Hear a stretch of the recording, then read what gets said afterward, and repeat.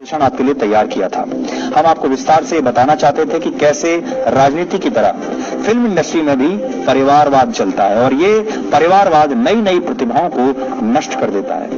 और सवाल यह था कि क्या सुशांत सिंह राजपूत भी इसी परिवारवाद का शिकार हुए, लेकिन आज ये बड़ी खबर आ गई चीन की, इसलिए हम आपको ये पूरा विश्लेषण नहीं दिखा पा रहे हैं। लेकिन इस बीच हमारे पास मशहूर अभिनेता धर्मेंद्र का एक विशेष ऑडियो संदेश आया है। धर्मेंद्र खुद फिल्म इंडस्ट्री में आउटसाइडर रहे हैं, यानी उनका संबंध किसी फिल्मी परिवार से नहीं रहा, अपनी मेहनत के बल पर यहां तक पहुंचे और इसीलिए उन्होंने भी इस परिवारवाद को बहुत करीब से देखा है और इसका नुकसान भी उन्होंने सहा है। आज हमने धर्मेंद्र से बात की। आज आपको धर्मेंद्र का ये ऑडियो संदेश सुनना चाहिए, क्योंकि उन्होंने जो बातें फिल्म इंडस्ट्री के बारे में कही हैं वो अपने आप में इस परिवारवाद का संपूर्ण विश्लेषण है। इसलिए वो विश्लेषण हम आपको बाद में दिखाएंगे। आज आप धर्मेंद्र की पूरी बातें सुन लीजिए कि वो अपनी इस फिल्म इंडस्ट्री के बारे में क्या कह रहे हैं, इसमें परिवारवाद के बारे में क्या कह रहे हैं, और जो कुछ 4-5 खानदानों ने इस पूरी फिल्म इंडस्ट्री पर कब्जा कर रखा है, जो कि बाहर के लोगों को यहां पर जमने नहीं देना चाहते, बाहर के नायकों को हीरोज बनने नहीं देना चाहते। वो चाहते हैं जो बाहर के लोग हैं वो सिर्फ राइटर बने रहें, बहुत ज्यादा हुआ तो डायरेक्टर बन जाएं और नहीं तो कैरेक्टर रोल्स निभाते रहें, लेकिन हीरो जो होगा वो उनके घर का बेटा ही बनेगा। इस पर धर्मेंद्र का क्या कहना है, अब आप सुनिए। हेलो सुधीर, कैसे हो? आज मैं डीएनए के दर्शकों को एक पैगाम दे देना चाहता हूं। पैगाम उन नौजवान लड़के लड़कियों के लिए है जो नए नए इस इंडस्ट्री में आए हैं और उनके लिए जो इस इंडस्ट्री में आने के लिए तड़प रहे हैं। उन्हें मैं अपनी आप बीती सुनाकर कुछ समझा देना चाहता हूं, एक सबक देना चाहता हूं। मैं भी इस इंडस्ट्री में आने के लिए तड़पता था। मालिक ने सुन ली मेरी, मैं भी इस इंडस्ट्री में आ गया, लेकिन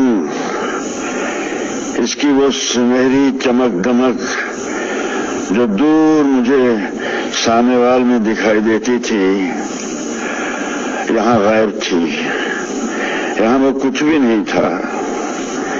ये लोग जज्बात बांटते हैं, कहानियों के जरिए बड़ी बड़ी बातें करते हैं, लेकिन अंदर से इनमें जज्बात बिल्कुल नहीं है। ये जरूरत पड़ने पर आंखों से तलवे चाटते हैं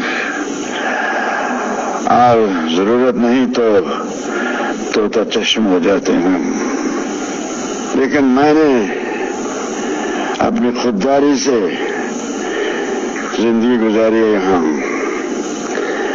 मेरी खुददारी मेरी रहनुमा बन गई यहाँ। मैंने बड़ी नामचीन हस्तियों को, जिनमें मैं थी, बहुत अच्छा खासा सबक सिखाया है। ये इंडस्ट्री ऐसी नहीं कि इसके लिए जान दे दी जाए। हजार रास्ते हैं इस खूबसूरत जिंदगी को जीने के लिए। कोई भी रास्ता चुन लो। और मैं तो हमेशा यही कहता था कि खुद ही को कर बुलंद इतना कि खुदा बंदे से खुद पूछे, बता तेरी रजा क्या है। अब मैंने तो एक लंबा चौड़ा अरसा इस इंडस्ट्री में जी भर के मजे से गुजारा है। यूं कह लो कि इस इंडस्ट्री को इज्जत सम्मान पूरा दिया है, लेकिन किसी के सामने कभी झुका नहीं। मैं यहां झुकने की जरूरत है भी नहीं, कुछ नहीं रखा यहां। अभी मैं अपने खेतों में आ गया हूं। ऐसी जिंदगी, मैं कहता हूं, ऐसी खूबसूरत जिंदगी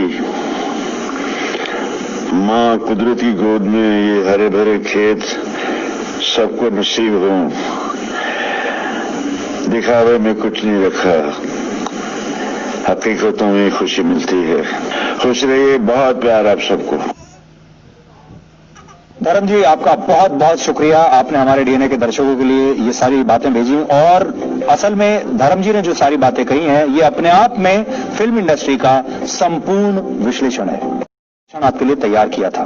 हम आपको विस्तार से बताना चाहते थे कि कैसे राजनीति की तरह फिल्म इंडस्ट्री में भी परिवारवाद चलता है और ये परिवारवाद नई नई प्रतिभाओं को नष्ट कर देता है। और सवाल यह था कि क्या सुशांत सिंह राजपूत भी इसी परिवारवाद का शिकार हुए, लेकिन आज ये बड़ी खबर आ गई चीन की, इसलिए हम आपको ये पूरा विश्लेषण नहीं दिखा पा रहे हैं। लेकिन इस बीच हमारे पास मशहूर अभिनेता धर्मेंद्र का एक विशेष ऑडियो संदेश आया है। धर्मेंद्र खुद फिल्म इंडस्ट्री में आउटसाइडर रहे हैं, यानी उनका संबंध किसी फिल्मी परिवार से नहीं रहा, अपनी मेहनत के बल पर यहां तक पहुंचे और इसीलिए उन्होंने भी इस परिवारवाद को बहुत करीब से देखा है और इसका नुकसान भी उन्होंने सहा है। आज हमने धर्मेंद्र से बात की। आज आपको धर्मेंद्र का ये ऑडियो संदेश सुनना चाहिए क्योंकि उन्होंने जो बातें फिल्म इंडस्ट्री के बारे में कही हैं वो अपने आप में इस परिवारवाद का संपूर्ण विश्लेषण है। इसलिए वो विश्लेषण हम आपको बाद में दिखाएंगे। आज आप धर्मेंद्र की पूरी बातें सुन लीजिए कि वो अपनी इस फिल्म इंडस्ट्री के बारे में क्या कह रहे हैं, इसमें परिवारवाद के बारे में क्या कह रहे हैं और जो कुछ 4-5 खानदानों ने इस पूरी फिल्म इंडस्ट्री पर कब्जा कर रखा है, जो कि बाहर के लोगों को यहां पर जमने नहीं देना चाहते, बाहर के नायकों को हीरोज बनने नहीं देना चाहते। वो चाहते हैं जो बाहर के लोग हैं वो सिर्फ राइटर बने रहें, बहुत ज्यादा हुआ तो डायरेक्टर बन जाएं और नहीं तो कैरेक्टर रोल्स निभाते रहें, लेकिन हीरो जो होगा वो उनके घर का बेटा ही बनेगा। इस पर धर्मेंद्र का क्या कहना है, अब आप सुनिए। हेलो सुधीर, कैसे हो? आज मैं डीएनए के दर्शकों को एक पैगाम दे देना चाहता हूं। पैगाम उन नौजवान लड़के लड़कियों के लिए है जो नए नए इस इंडस्ट्री में आए हैं और उनके लिए जो इस इंडस्ट्री में आने के लिए तड़प रहे हैं। उन्हें मैं अपनी आप बीती सुनाकर कुछ समझा देना चाहता हूं, एक सबक देना चाहता हूं। मैं भी इस इंडस्ट्री में आने के लिए तड़पता था। मालिक ने सुन ली मेरी, मैं भी इस इंडस्ट्री में आ गया, लेकिन इसकी वो सुनहरी चमक दमक जो दूर मुझे सामनेवाल में दिखाई देती थी यहां गायब थी। यहां वो कुछ भी नहीं था। ये लोग जज्बात बांटते हैं, कहानियों के जरिए बड़ी बड़ी बातें करते हैं, लेकिन अंदर से इनमें जज्बात बिल्कुल नहीं है। ये जरूरत पड़ने पर आंखों से तलवे चाटते हैं और जरूरत नहीं तो चश्म हो जाते हैं। लेकिन मैंने अपनी खुददारी से जिंदगी गुजारी है यहाँ। मेरी खुददारी मेरी रहनुमा बन गई यहाँ। मैंने बड़ी नामचीन हस्तियों को, जिनमें मैं थी, बहुत अच्छा खासा सबक सिखाया है। ये इंडस्ट्री ऐसी नहीं कि इसके लिए जान दे दी जाए। हजार रास्ते हैं इस खूबसूरत जिंदगी को जीने के लिए। कोई भी रास्ता चुन लो। और मैं तो हमेशा यही कहता था कि खुद ही को कर बुलंद इतना कि खुदा बंदे से खुद पूछे, बता तेरी रजा क्या है। अब मैंने तो एक लंबा चौड़ा अरसा इस इंडस्ट्री में जी भर के मजे से गुजारा है।